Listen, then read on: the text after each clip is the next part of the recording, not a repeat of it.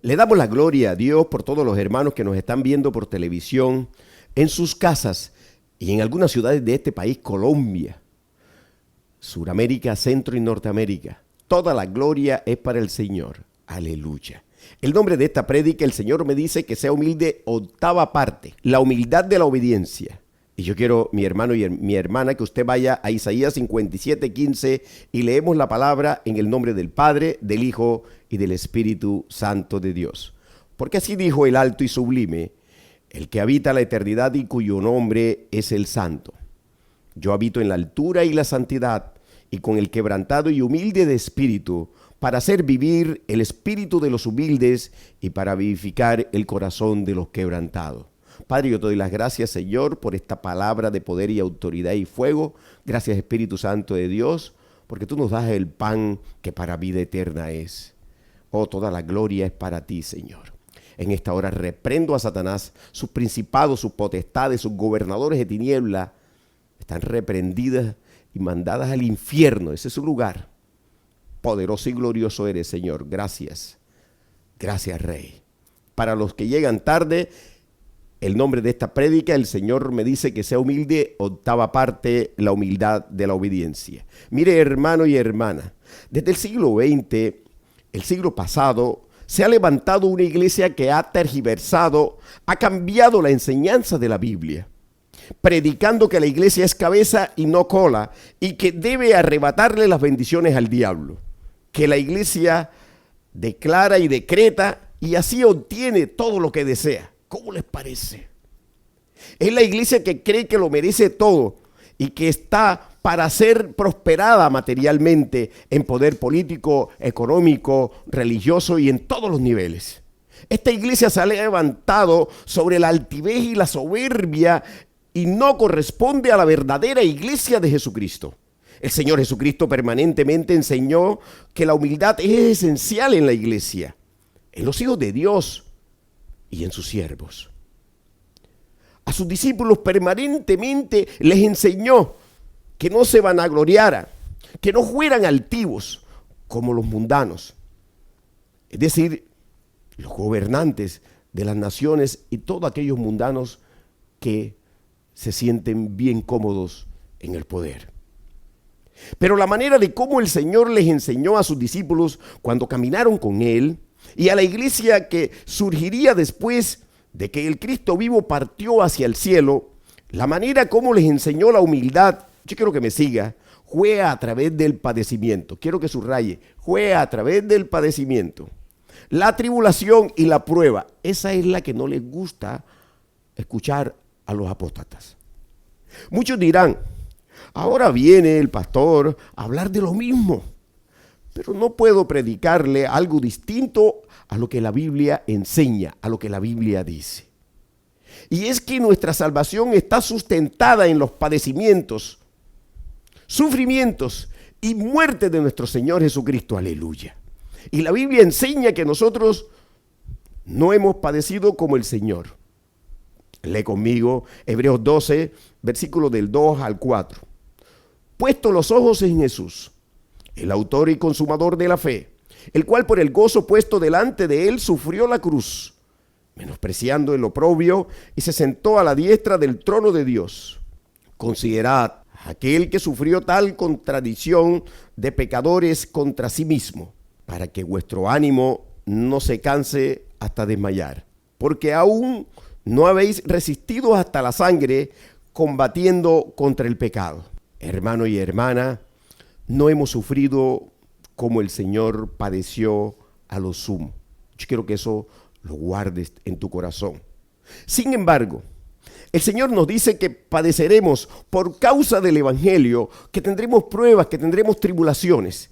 Todo verdadero hijo de Dios es probado en la fe, pero es el mismo Señor y su Santo Espíritu el que nos da la fortaleza, escucha bien, para soportar en medio del padecimiento, y a la vez nos da la esperanza que nos anima de que llegará el día en que no sufriremos más, sino que el gozo será entonces pleno cuando estemos en su presencia.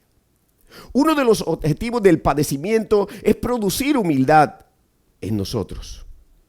Por eso Dios permite que suframos para perfeccionarnos en nuestro ser interior. Aleluya. Para que seamos humildes, sobrios, sencillos, para que toda nuestra esperanza esté puesta en nuestro Señor, en nuestro Dios, en nadie ni en nadie más, sino en Él. Y cuando la humildad está ligada al padecimiento, permitido por supuesto por mi Dios, hay otro fruto, y es el fruto de la obediencia. Déjame recordarte entonces, hermano y hermana, que la obediencia refleja la humildad de nuestro corazón. Y la humildad es la evidencia de la obediencia, y el padecimiento, la tribulación y la prueba producen en nosotros humildad y obediencia. ¿Puedes tomar nota de lo que te estoy hablando? Aleluya. Nuestro ejemplo de padecimiento, humildad y obediencia es nuestro Señor Jesucristo. Lee conmigo Hebreos 5, versículos 7 y 8. Y Cristo, en los días de su carne, ofreciendo ruegos y súplicas con gran clamor y lágrimas, al que le pedía librar de la muerte, fue oído a causa de su temor reverente. Y aunque era hijo, por lo que padeció, aprendió la obediencia. Dice la Escritura que el Señor Jesucristo, cuando estaba en el cuerpo humano, clamaba. Sígueme en esto. Rogaba con muchas lágrimas al Padre. Aleluya. Hermano, con el objetivo de que fuera librado de la muerte. Y dice la palabra que fue oído. Ciertamente este clamor no era para que el Señor fuera librado de la muerte física. ¿Me puede seguir en esto? Por cuanto Jesús debía morir, y a eso fue que vino a esta tierra. El clamor del Señor que fue escuchado, entonces se refería a que su cuerpo resucitara, como efectivamente ocurrió. El clamor era para que la muerte fuera vencida en favor de la iglesia, en favor de nosotros, en favor de todo aquel que le recibe y se arrepiente. Y quiero decirte que el Señor sabía que iba a morir y a resucitar.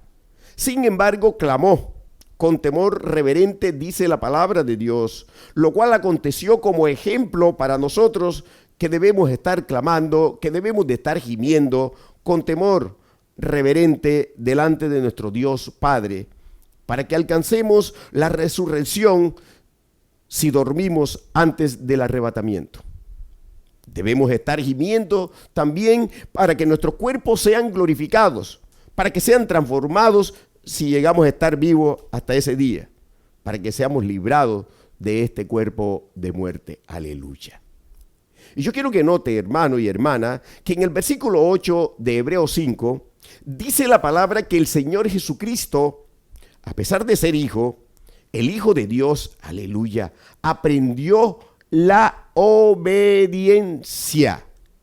Y esto debido a que padeció. El Señor Jesucristo se humilló a lo sumo, dice la palabra. Padeció a lo sumo y obedeció completamente. Lee conmigo Filipenses 2, versículo del 5 al 8. Haya pues en vosotros este sentir que hubo también en Cristo Jesús, el cual siendo en forma de Dios, no estimó el ser igual a Dios como cosa a que aferrarse, sino que se despojó a sí mismo, tomando forma de siervo, hecho semejante a los hombres. Y estando en la condición de hombre, se humilló a sí mismo, haciéndose obedientes hasta la muerte y muerte de cruz. Fíjese usted, hermano y hermana, que el padecimiento, la humildad ligada a la obediencia, fue la que aprendió el siervo Abraham. Y hoy vamos a continuar este recorrido que estamos haciendo durante estas prédicas sobre la humildad. Recordemos que el Señor le había dado victorias al siervo Abraham y había mostrado el siervo fidelidad, había mostrado su fe. Pero también recordemos que cuando el Señor le habló de su descendencia, le dijo que el Damaseno no sería quien le heredaría. Mira cómo dice Génesis 15, del versículo 1 al versículo 6. Después de estas cosas, vino la palabra de Jehová a Abraham en visión diciendo, no temas, Abraham, yo soy tu escudo y tu galardón será sobremanera grande. Y respondió Abraham, Señor Jehová, ¿qué me darás siendo así que ando sin hijo? Y el mayordomo de mi casa es ese Damaseno Eliezer. Dijo también Abraham, mira que no me has dado prole, y he aquí que será mi heredero un esclavo nacido en mi casa. Luego vino a él palabra de Jehová, diciendo, no te heredará sino un hijo tuyo, será el que te heredará. Y lo llevó fuera, y le dijo, mira ahora los cielos, y cuenta las estrellas si las puedes contar. Y le dijo, así será tu descendencia. Y creyó a Jehová, y le fue contado por justicia. Aleluya. Poderoso eres, Señor. Mire, hermano y hermana, Abraham le creyó a Dios, pero pensó que con sus propios métodos podía cumplirse la promesa del Señor, y cuando Sara lo tentó, accedió. Génesis 16, del versículo del 1 al 3 dice, Sarai, mujer de Abraham, no le daba hijos, y ella tenía una sierva egipcia que se llamaba Agar. Dijo entonces Sarai a Abraham, ya ves que Jehová me ha hecho estéril. Te ruego pues que te llegues a mi sierva, quizá tendré hijos de ella. Y atendió a Abraham al ruego de Sarai. Y Sarai, mujer de Abraham, tomó a Agar, su sierva egipcia. Al cabo de 10 años que había habitado Abraham en la tierra de Canaán, y la dio por mujer a Abraham, su marido. Cuando se toman decisiones fuera de la voluntad de Dios, vienen entonces, hermano, las consecuencias. Sabemos que Sara sufrió la humillación que le hacía a su sierva. Más tarde el Señor le dice a Abraham que tendrá un hijo y tendrá descendencia. Pero Abraham no entendía, pues pensaba que Dios, aleluya, se refería a Ismael. Pero el Señor le dijo que de Sara tendría hijo y que le llamaría Isaac. La promesa se cumplió. Sara concibió entonces milagrosamente y todo parecía ir bien. Pero Abraham fue probado en su fe y en su humildad para obedecer. La primera prueba aconteció cuando Sara le dijo a Abraham que echara a Agar con Ismael. Lee conmigo Génesis 21, versículo del 9 al 13. Y vio Sara que el hijo de Agar, la egipcia, el cual ésta le había dado a luz a Abraham, se burlaba de su hijo Isaac.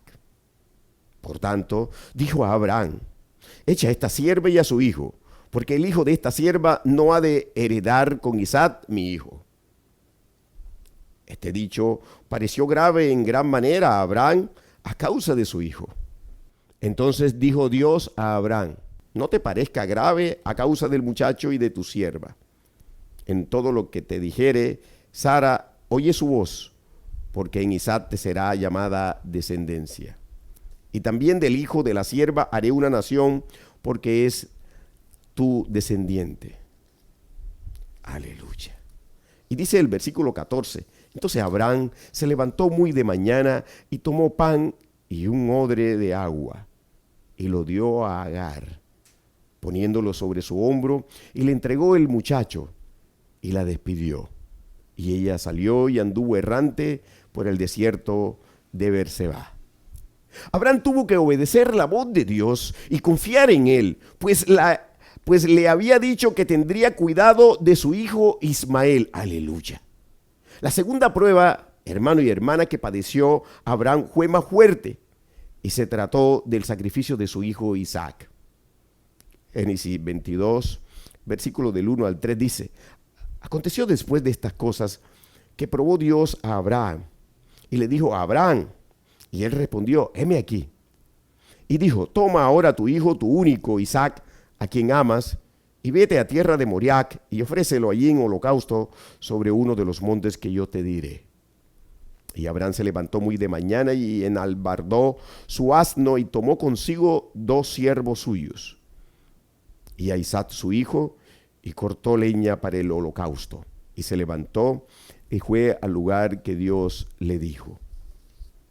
Mire, hermano y hermana, en humildad, en humillación y en obediencia, Abraham fue a hacer lo que Dios le dijo que hiciera. Y dice la escritura en Hebreo 11, del 17 al 19, que por la fe Abraham, cuando fue probado, ofreció a Isaac, y el que había recibido las promesas ofrecía su unigénito.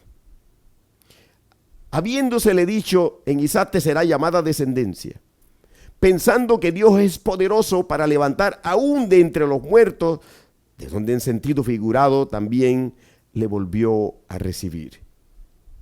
De tal manera, hermano y hermana, que Dios cumple todas sus promesas, y de esto estaba seguro Abraham. Y tú dirás: pero bueno, ahora no hay pruebas como la de Abraham. Pero quiero que medites ahora sobre pruebas que el Señor te puede poner referidas a cuánto valoras su reino eterno, su llamado, su salvación en relación con esta tierra y con este mundo. Tú conoces lo que dice la palabra perfectamente con respecto a esto, y te voy a recordar algunos versículos. Primera de Juan 2:15 dice: no améis al mundo ni las cosas que están en el mundo. Si alguno ama al mundo, el amor del Padre no está en él. Dice el versículo 16: porque todo lo que hay en el mundo, los deseos de la carne, los deseos de los ojos y la vanagloria de la vida, no proviene del Padre, sino del mundo. Y dice el versículo 17: y el mundo pasa y sus deseos, pero el que hace la voluntad de Dios permanece para siempre. Y mira cómo dice Juan 12:25: el que ama su vida la perderá, y el que aborrece su vida en este mundo, para vida eterna la guardará. Y Juan 17:16 dice: no son del mundo, como tampoco yo soy del mundo. Primera de Corintios 7:31 dice: y los que disfrutan de este mundo como si no lo disfrutasen, porque la apariencia de este mundo se pasa. Gálatas 6:14 dice: pero lejos esté de mí gloriarme, sino en la cruz de nuestro Señor Jesucristo, porque en el mundo me es crucificado a mí y yo al mundo. Primera de Timoteo 6:7 dice: porque nada hemos traído a este mundo, y sin duda nada podremos sacar. Tú serás probado a este nivel. ¿Cuánto valoras la eternidad al lado del Señor? Una pregunta para ti, hermano y hermana. ¿Qué valoras más? ¿Lo efímero y corruptible de este mundo, o lo eterno, incorruptible y perenne del reino de Dios? ¿Qué valoras más? ¿La sabiduría de este mundo o la sabiduría de Dios? ¿Qué prefieres? ¿Estar en comunión con el mundo y en enemistad con el Dios vivo, o agradar al Señor en todo? Así esto te traiga problemas, dificultades, persecución y vituperio. ¿Qué prefieres? ¿Agradar al hombre o agradar a Dios? ¿Qué eliges? ¿La gloria de Dios o la gloria de los hombres? La gloria de este mundo. ¿Qué prefieres? ¿Tu trabajo, tus títulos, tus triunfos, o la palabra de Dios que permanece para siempre? ¿Cómo valoras el tiempo? ¿Es más importante dedicarle tiempo a los asuntos en esta tierra, o el tiempo que le dedicas al Señor en oración, servicio, adoración, lectura y estudio de la palabra? El Señor le dijo a Abraham: dame tu hijo, tu único, al que amas. Y el siervo fue en obediencia a ofrecer a su amado. ¿Le estás dedicando a tus hijos al Señor? ¿Valoras más que ellos busquen, amen, adoren y le sirvan al Señor que cualquier otra cosa? ¿O le estás dedicando tus hijos al mundo, a Satanás? Abraham fue probado, hermano y hermana, y dice la palabra que pasó la prueba de fe, de fidelidad, de amor a Dios por encima de todo, la prueba de humildad, la prueba de obediencia. ¿Estás tú pensando o estás tú pasando la prueba? Te pregunto. Recuerda que tu recompensa es escuchar la voz del Cristo vivo, aleluya. La viva voz cuando estés en las nubes y te diga: buen siervo, buena sierva, en lo poco has sido fiel, en lo mucho te pondré. Es escuchar la voz del Rey de Gloria, que te diga: bien hecho, siervo obediente y humilde, entra al gozo de tu Señor. Y ciertamente verás a tus hijos, hijas, familiares y demás personas a los que le predicaste y guiaste. No tendrán títulos, no tendrán nada, sino el gozo eterno en su rostro. Aleluya. De estar siempre en la presencia del Rey. Alabado sea el Señor. Dale la gloria a Dios. Dale la gloria a Dios. Aleluya. Poderoso eres, Señor. Gracias, Rey, por esta palabra, Señor. Gracias, Espíritu Santo de Dios, porque tú eres quien nos las ha ministrado, Señor. Que la guardemos y la atesoremos en el corazón y la vivamos, Rey. Hoy yo te doy las gracias, Señor, por la vida de mis hermanos. Que se mantengan firmes, que se guarden para ti, Señor, que guarden su corazón, que guarden su alma, Señor, porque tú estás pronto a llevarnos a la ciudad eterna, a la Nueva Jerusalén. Yo te doy las gracias y te bendigo en el nombre poderoso de Jesús. Amén y amén.